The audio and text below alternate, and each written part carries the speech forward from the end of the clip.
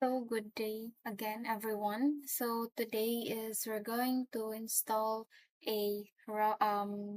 Apache Kafka. Which the first one is Apache Kafka. Search lang here. Then maano siya ang palabas. I download Kafka download. Click here. Then ano diri is ang version 3.90, which is kini. Then ang atong i-download is kini. So I already downloaded it. Mao na ni siya, sana to siya, ano naman to, Kafka. So if na-download na siya, ang forma na niya is download Kafka. Mao ni siya.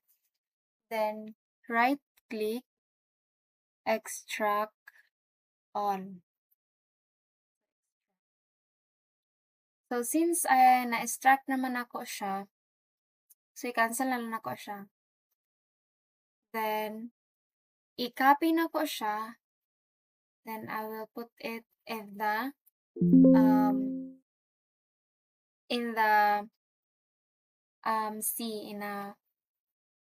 sa C drive. And then mao ni ang Kafka. Then ako na siyang gi-rename, which is mao na siya ang Kafka. Then the second one is magkuhan kog edit environment, which is kini. And mag-click lang ko new, then ikuan ako ang big letter, caps lock, Kafka _home. And then browse directory. Diri na ko siya ibutang sa drive C, which is this PC, or diri sa Kafka. So, na siya dara okay. So, since nakuan naman ako siya, right click, okay lang na siya. Okay. I know. Okay, tama to siya, okay. Naapay last one is kining sa path. I-edit lang nimo siya, then Kafka bin, which is kini, double click, then ang bin i-click, then here, click here, then copy. Then mauna ni gyapon siya if gusto nimo siya mag-new, then Kafka bin. So mauna na siya ang akong ikuan. So i-okay lang nimo siya, okay na. Then so the second one is ang direta sa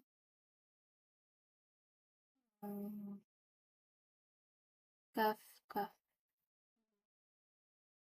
config, which is kining craft. Then first ang reconfig server, then open it, then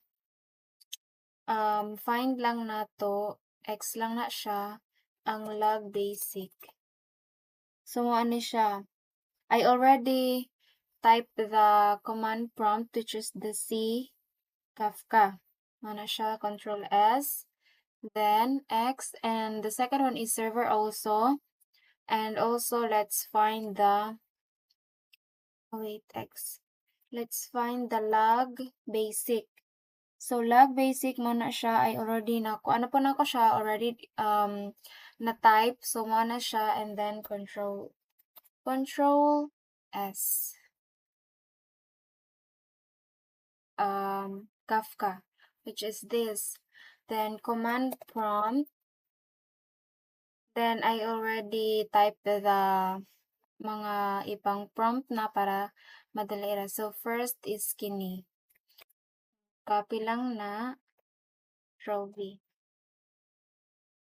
So mo ni siya ang code. And then the second one is kini siya.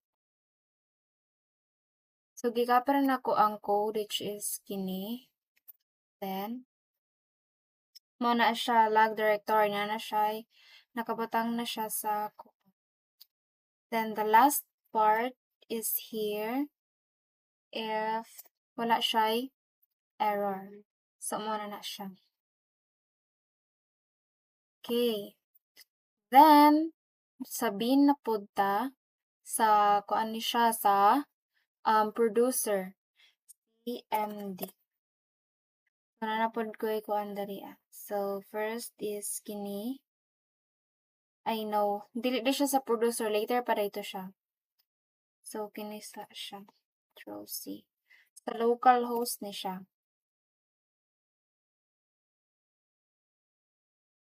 So, nakuha naman siya, already exist, kay nakuha naman ako, na-prompt naman ako siya ganiyan.